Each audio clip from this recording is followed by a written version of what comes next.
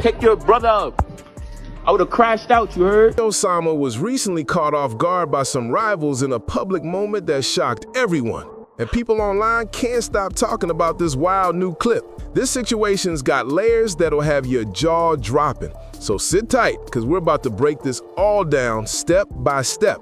And trust me, it only gets more unbelievable as we dive into how these rivals even managed to track him down in the first place. To really understand it, we gotta rewind to where everything began. DD Osama's street roots and rise out of Sugar Hill. Before we even touch on what happened at that airport, let's take a second to talk about who DD Osama truly is and where he came from, because his story explains exactly why this whole situation hit so hard. His real name is David Deshaun Rez, but everyone knows him as DD Osama, coming straight out of Sugar Hill in Harlem, New York. Now don't get it twisted, Sugar Hill might sound sweet, but it's one of the toughest blocks in Manhattan. It's a place where young artists and street figures have been building names and facing pressure for years. DD reps OY, which stands for Original Youngins, though in some areas they're also known as OGZs. This crew came together after splitting from a larger movement called the Young Gunners, YGs, back in the mid-2000s. The OYs hold it down mainly in Sugar Hill, but they've also got people representing in both Harlem and the Bronx. But here's the thing. DD wasn't always deep in that street life like that. He and his brothers, J-Star Baller and Notti Osama, were raised by their mother, Crims Lee Martinez, who worked hard in real estate to keep her family moving forward. Their dad wasn't really around, so it was mostly their mom holding things together and making sure her boys stayed focused. But the streets of Sugar Hill don't care about anyone's home situation. Out there, it's about survival. When you grow up in that kind of environment, it's easy to get pulled into the street scene. And that's exactly what happened with DD and his brothers. They started following their older brother J-Star Baller's footsteps, getting involved with the OY crowd and becoming more active in the neighborhood scene. Here's the twist. DD didn't even start out chasing the music dream for himself. DD Osama, copping in the airport, smoking mad naughty. Nigga. Smoking your brother, nigga. Brother, nigga, you know what's going on. Everything for Woolati, nigga. Smoking Naughty, nigga. You not smoking on Woo, nigga. It was actually his younger brother, Notti, who lit that spark. Notti was the first one to start dropping tracks on SoundCloud when he was just a kid, showing real talent from early on. Seeing that, DD decided to jump in and support his brother. And before long, the two were creating serious noise in the New York drill scene. Their chemistry was undeniable, and fans could feel that energy in every track. But coming from Sugar Hill and repping OY automatically put them at odds with other crews across the city. The OYs had long-standing tension with groups like 41 YGs from the Bronx, Sebside, and others who've been in conflict way before DD even started making music.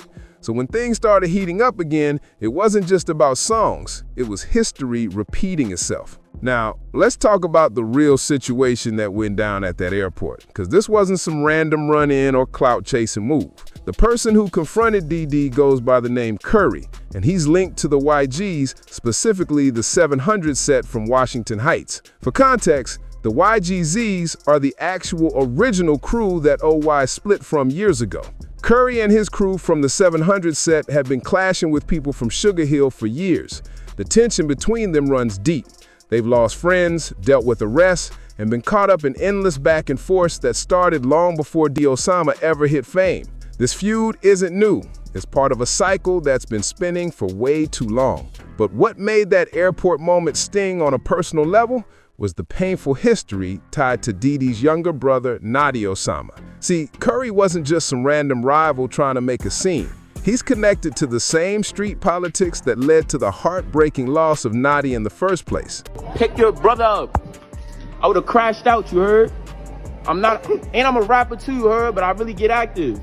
I don't do what you do, and I'm on that with or without my mother, you heard? Hey.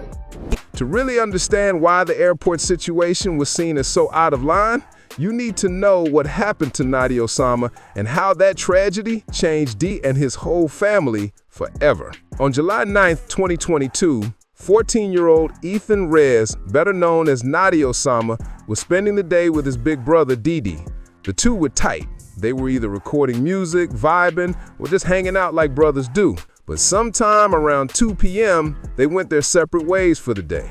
DD had some business to take care of, while Notti went to meet up with two of his friends. Sadly, that decision would mark the last time DD ever saw his little brother alive. Around 3 p.m., Notti and his friends were walking near 137th Street and Broadway when they crossed paths with a 15-year-old named Kelvin Martinez, known in the streets as Kata. Martinez was associated with the 700 set, the same group that Curry reps. And here's where everything spiraled. Notti recognized Martinez from the other side, and instead of walking away, things quickly escalated.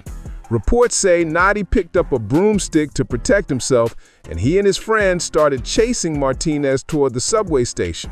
They ended up cornering Martinez on the northbound platform of the 1 train at 137th Street City College Station. Things got intense fast. Notti and his friends started hitting Martinez with the broomstick, thinking they had him boxed in with nowhere to go. But Martinez wasn't backing down. In a split second, he pulled out a knife and struck Notti, hitting him in the abdomen and causing a serious internal injury. Everything turned chaotic from there. One of Notti's friends reacted and struck Martinez back, and in all that confusion, Notti pushed Martinez onto the subway tracks before collapsing on the subway staircase. Martinez managed to pull himself up and get away, but Notti's condition was critical. Emergency crews rushed him to Mount Sinai Morningside Hospital, but the injury was too severe for doctors to save him.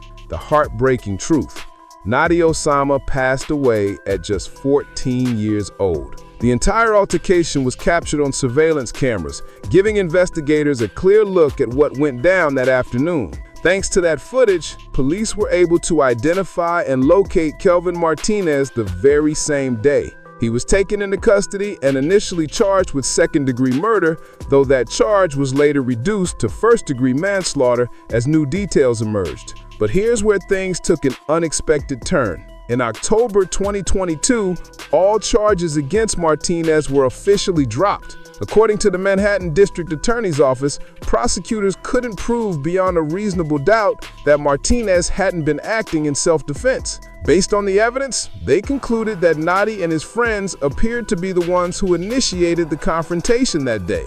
It was a shocking outcome that divided people instantly. Some said justice was served, while others felt the system failed Notti's family.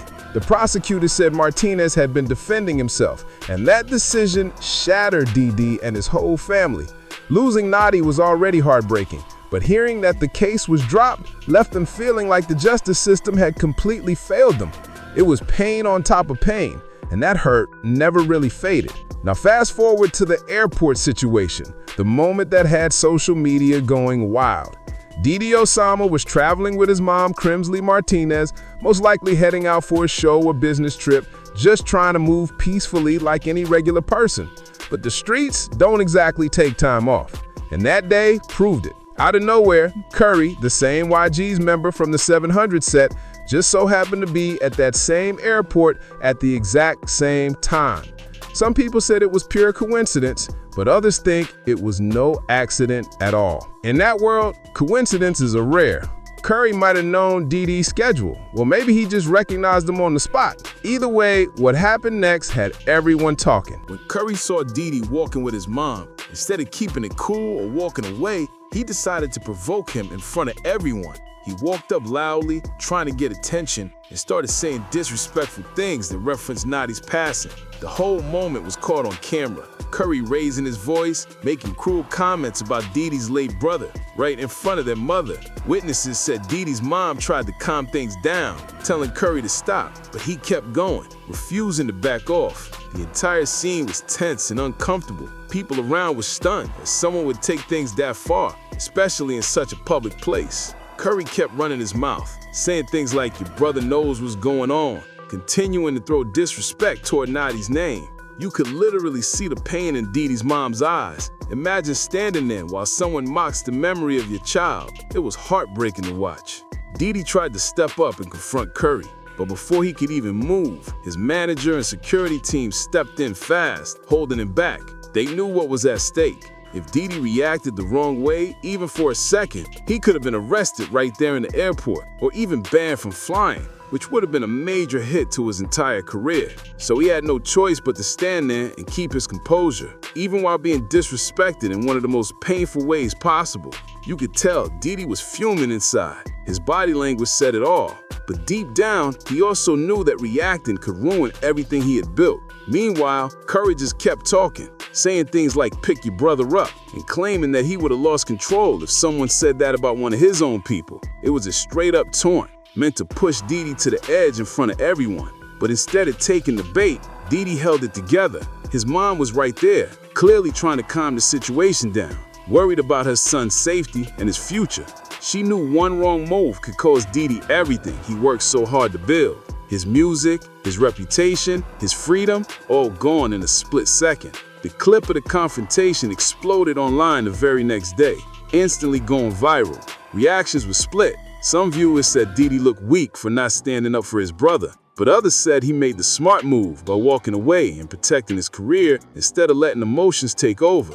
But in the street world, perception is everything. When you let someone say something that extreme about your late brother, especially in front of your mom, people are going to talk. And that's exactly what happened. That moment is something that's going to stick with DD forever. After the clip went viral, DD's sister jumped on Instagram Live saying things like "I really get active," trying to defend her brother and make it clear that their family wasn't scared of anybody. She wanted to remind people that their family still stood strong no matter what. But by then, the video had already spread everywhere. It was too late to control the narrative.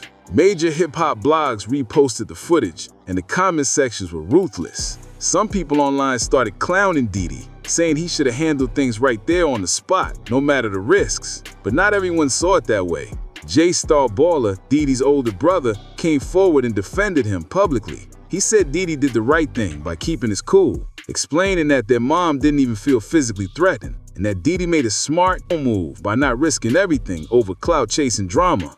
Jay made it clear, sometimes walking away isn't weakness, it's wisdom, especially when the situation's being filmed and shared everywhere. Still, this whole thing shows the impossible spot the young drill artist gets stuck in. On one side, they've got to protect their image and maintain credibility with fans who come from those same tough environments. On the other, they've got real careers, real money, and their family's future on the line. For DD Osama, it was a lose-lose situation. If he reacted the way people expected, he could have been arrested, banned from flying, or even seen his career collapse right in front of him. But by choosing to walk away, some fans saw that as weakness, even though it was the smarter move long-term.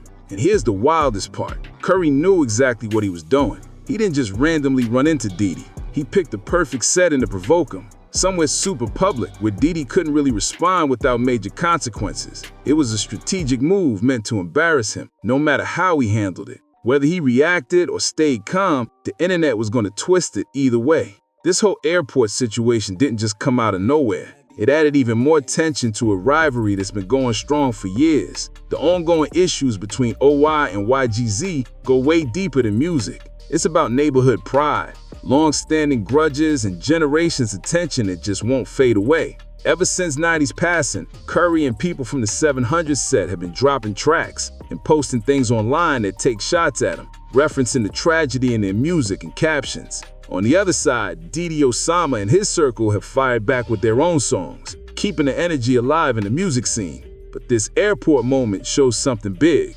It proved that this beef isn't just something played out in lyrics or online posts. It's still very real in person. Now, when it comes to DD's career, that viral clip definitely created mixed opinions. Some people saw him as calm and mature for walking away, while others claimed it made him look weak in the streets' eyes. But despite all that noise, DD's career hasn't slowed down one bit. His music videos are pulling in millions of views, his fan base keeps growing, and he's getting booked for major shows all over the country. Even record labels have been reaching out, showing that his influence is still undeniable. Still, no matter how big his success gets, that airport video lingers. It's become one of those moments that fans and critics keep bringing up.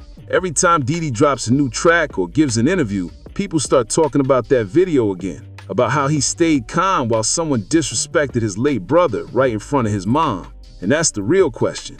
Can DD fully rise above that perception and prove himself beyond the drama? Or will the streets always remember him for staying silent in that moment? If there's one lesson in all this, it's that there's no real winning in street politics. The same energy that gives drill artists their authenticity also traps them in impossible situations. They have to balance their image, their safety, and their business all at once.